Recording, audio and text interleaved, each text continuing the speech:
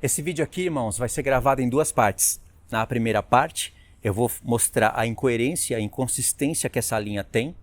Incoerência porque ela é totalmente incoerente, vocês vão perceber isso. E elas são inconstantes, ela é incapaz de defender a sua própria crença. E quando ela tenta defender, ela expõe a dureza de coração, ela expõe a fé com hipocrisia, um amor que não procede de um coração puro. E aí eu vou falar sobre os primeiros danos e os últimos danos dessa linha. Primeira parte do vídeo. Na segunda parte do vídeo eu já vou mostrar algo mais no celular para vocês. Para a gente ler aí o toque da trombeta, os assuntos referentes. Olá irmãos, graça e paz, tudo bem com vocês? Hoje eu quero falar sobre o apóstolo Paulo, o arrebatamento da igreja e a igreja de Coríntios. Coisas relacionadas à última trombeta. Eu já falei disso muitas vezes no canal, mas eu vejo a necessidade de nunca parar de tocar na mesma tecla. E por isso que eu procuro fazer vídeos diferentes, para que eu não fique sempre compartilhando o mesmo vídeo. Eu tenho vídeos sobre esse assunto na lousa, em casa, no Japão, e sempre com os mesmos argumentos. E esse vídeo aqui é importante você compartilhar realmente para pré-tribulacionistas. Porque você vê, irmãos, que essa linha é realmente incompetente, incoerente, inconsistente. E ela ainda não acordou para os danos que ela vai causar nas pessoas. Na verdade, já causa. Porque o primeiro dano que essa linha já causa é referente a profecias. Ela bloqueia a pessoa de entender profecias relacionadas às duas casas de Israel. É engraçado que esses já são os primeiros danos. Eu vou falar os últimos danos. Tem os primeiros danos e os últimos são os mais perigosos. Então os primeiros danos é pegar Israel, separar Israel da igreja. Assim, pegar textos isolados de Paulo, aonde realmente ele está tratando da terra de Israel em um contexto onde os judeus não acreditam em Jesus. Realmente existe esse tipo de separação. Mas no momento em que um judeu passa a crer no Senhor Jesus, ele já não é separado da comunidade de Israel. Em Efésios 2, Paulo fala que não existe mais separação entre judeus e gentios, e ele fala que nós fazemos parte da comunidade de Israel. No grego é a palavra politeia, que é cidadania. Sabe o que significa isso? Ele disse que você, gentil ou um judeu, faz parte, vocês são cidadão de Israel. O que significa isso?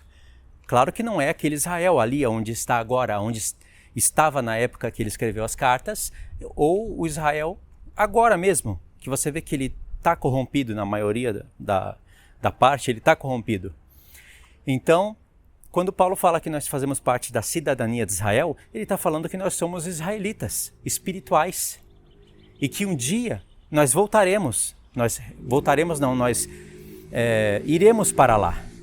É que eu falo voltaremos é porque o Senhor promete para os que haveriam de acreditar nele que eles retornariam para Israel. Porque quando o Senhor Jesus voltar nessa terra, ele vai reinar de Jerusalém. Mas o reino dele é de judeus e gentios. Por isso que Paulo fala que nós somos cidadãos de Israel. Ele não está dizendo que a carta dele era um tipo de um documento para você chegar lá em Israel e falar, agora eu sou cidadão de Israel. Eu pertenço aqui à terra de Israel. Sou israelita. Não era isso. Tanto é que no assunto da carta em Efésios 2, ele trata do tema, por exemplo, circuncisão. Circuncisão na carne, em contraste de circuncisão feita pelo Espírito. A carta toda, ela é projetada nesse esquema. Ele não foca nesse assunto da circuncisão, mas ele fala isso em Romanos, fala em Gálatas. Então, veja bem, isso está escrito.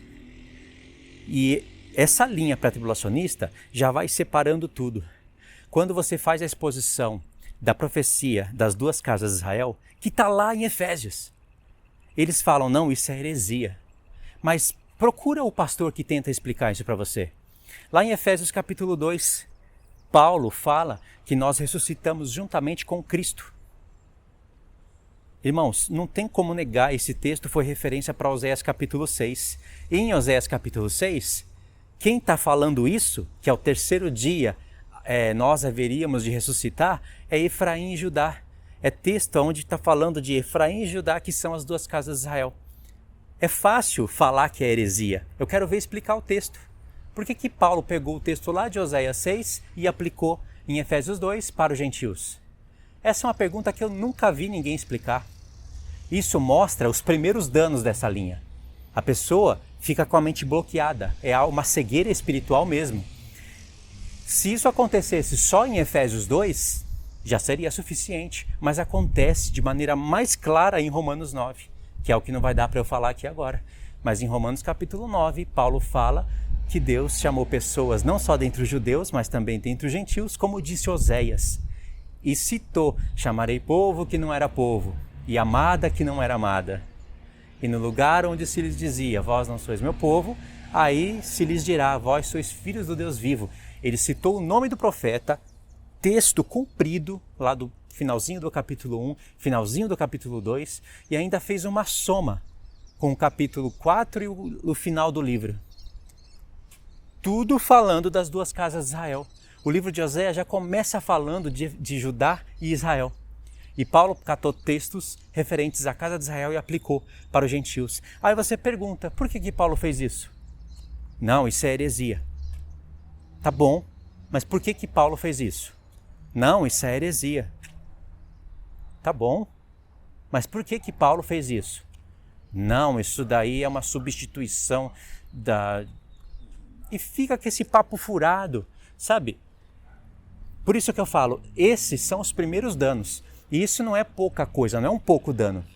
Porque aí você já não lê profecia. Você lê só o que bate com a linha pré. Que é uma porcaria, uma nojeira. E sabe, Deus, Ele mesmo envia esse espírito do erro para que essas pessoas creiam mesmo na mentira. Porque elas resistem à verdade do amor. O amor tem uma verdade. A verdade de Cristo está relacionada ao amor. Mas resistem. E aí o esquema não é falar do arrebatamento? Então, mas eu estou falando aqui os primeiros danos dessa linha. Olha aí, o tanto de coisa que esse povo vai perder. Ou seja, não lê profecia. E vai falar de festa então. Tem pastores que eles são petulantes. Realmente é uma petulância muito grande. Aí quando pega as festas de Deus para falar do arrebatamento, quer falar de 3 arrebatamentos. Ou seja, quer explicar o que o apóstolo Paulo não explicou. Não deu referência, não deu a entender, não fez nada. Simplesmente mete 3 arrebatamentos na cara dura. E se acha mestre. Aí eu fico pensando, não há outro sentido disso acontecer, a não ser o que Deus mesmo falou, que iria enviar o espírito do erro. Isso é um espírito do engano. Algumas pessoas vão perder a salvação por causa disso. E isso agora já entra nos últimos danos, que significa deixar as pessoas fracas na fé. Você acha que essa pessoa está dormindo? Isso é fato. Isso é inegociável. Estão dormindo. E você acha que eles estão dormindo com azeite? Que azeite é esse? Não conhece as duas casas, não conhece as festas? Não sei que tipo de azeite seria esse. São criadores de ovelhas fracas. Já incutiram na mente, olha só a contradição, na boca desses pastores. E as ovelhas que ficam repetindo isso, já incutiram na mente deles que passar pela grande tribulação seria comer o pão que o diabo amassou. Já ouviu isso? Você vai ouvir vários embusteiros no YouTube falando isso. Escritores de livros, vendedores de livros, comercializantes da palavra. Se ficar na grande tribulação é comer o pão que o diabo amassou. Ou sofrer a ira de Deus. Ou a esposa não pode ser açoitada porque isso seria injusto. Já está incutido na mente das pessoas. Significa que quando chegar o tempo em que, aspas, essas coisas vão acontecer, não vão acontecer do jeito que eles imaginam, porque isso é um medo que eles colocam na cabeça das pessoas. É uma bostaiada, sabe? É uma falácia, verborreia. Mas quando chegar o tempo em que o povo de Deus tiver que ser provado, assim como foram provados os apóstolos que morreram com mortes que são semelhantes à da grande tribulação, assim como morreram muitos cristãos pelas perseguições dos imperadores, e assim como morrem pessoas hoje em outros lugares do mundo. Nem todos sofrem, mas pessoas sofrem. Por que uns podem ser açoitados, outros não? Por que uns podem comer o pão que o diabo amassou e outros não? Já que eles consideram esse tipo de morte o pão que o diabo amassou, então os apóstolos comeram o pão que o diabo amassou. Porque a única diferença da grande tribulação para os sofrimentos dos antigos cristãos é que a grande tribulação não vai pegar só cristãos, vai pegar o mundo todo. Não são somente cristãos que serão perseguidos pela besta. Não são somente os cristãos que serão mortos daquela maneira. Mas os sofrimentos da grande tribulação, os apóstolos e a igreja primitiva já sofreu. São sofrimentos semelhantes. Ser pregado na cruz e ser queimado até o fim, isso não é uma grande tribulação na vida da pessoa? Pode não ser uma grande tribulação no mundo inteiro, porque não tem trombetas sendo tocadas. Mas a vida da pessoa, ela já tem como sofrer mais que isso? Decapitação? Então, aqui já são os últimos danos.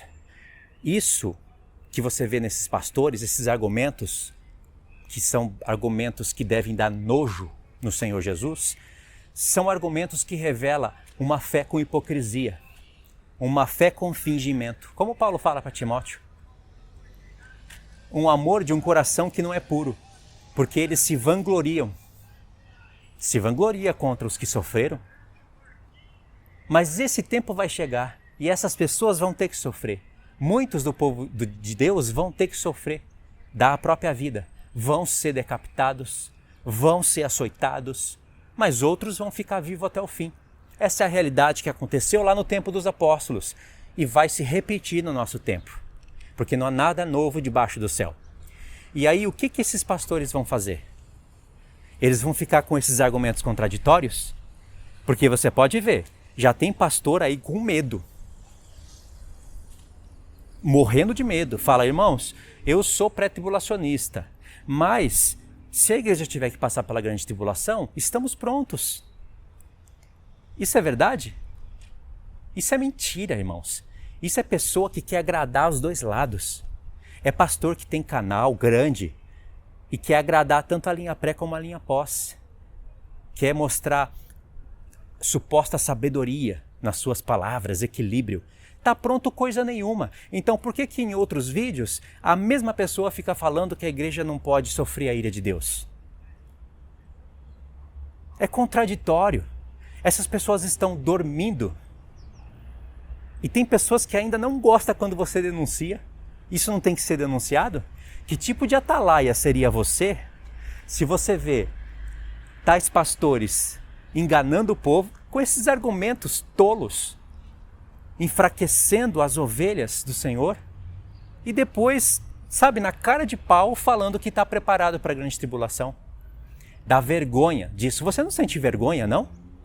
Agora o que eu vou falar aqui vai ser mais vergonhoso, porque isso mostra a incoerência, a incapacidade que eles têm de defender a própria linha. Vocês perceberam, né? Os primeiros danos e os últimos danos que essa porcaria dessa linha causa. Quer falar contra calvinista? Mas calvinista, ainda que fica se vangloriando por serem os eleitos e não perderem a salvação, uma porcaria do mesmo jeito, eles pelo menos dizem, nós somos os eleitos, mas também vamos passar pela grande tribulação. Pelo menos vamos aceitar, né? São pessoas mais coerentes. Agora, o que um pré-tribulacionista quer falar de um calvinista? Já que ele acha que ele não pode sofrer sofrimentos que os apóstolos sofreram. Não, eu não estou falando isso, eu estou falando da grande tribulação. Porcaria nenhuma. Grande tribulação não é porque o tipo do sofrimento será maior. Acorda, Deus deu a cabeça para usar, não é para ficar bostejando pela boca. Sofrimentos serão os mesmos. Grande tribulação é porque envolve o mundo inteiro. Toques de trombetas. Os apóstolos tocaram trombetas para danificar a terra no passado?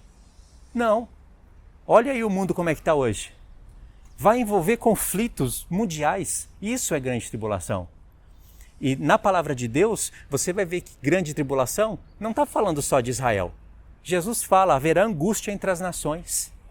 Jesus fala, os profetas falam. Por um lado, você vê em Mateus 24, Jesus falando que o anticristo se direciona para a terra de Israel e ele não pode falar diferente, porque ele está lendo o profeta Daniel.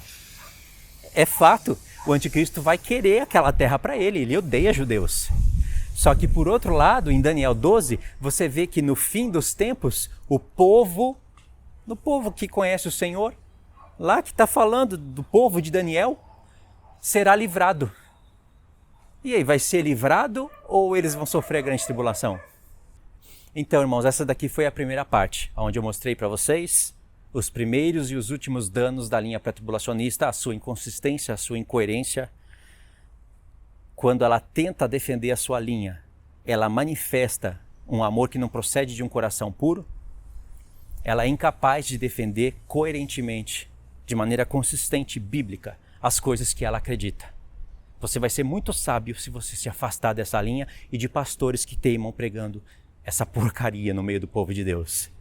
Na segunda parte, eu vou comentar alguma coisa sobre a trombeta e aí eu vou ler alguma coisa no celular para vocês em relação às trombetas.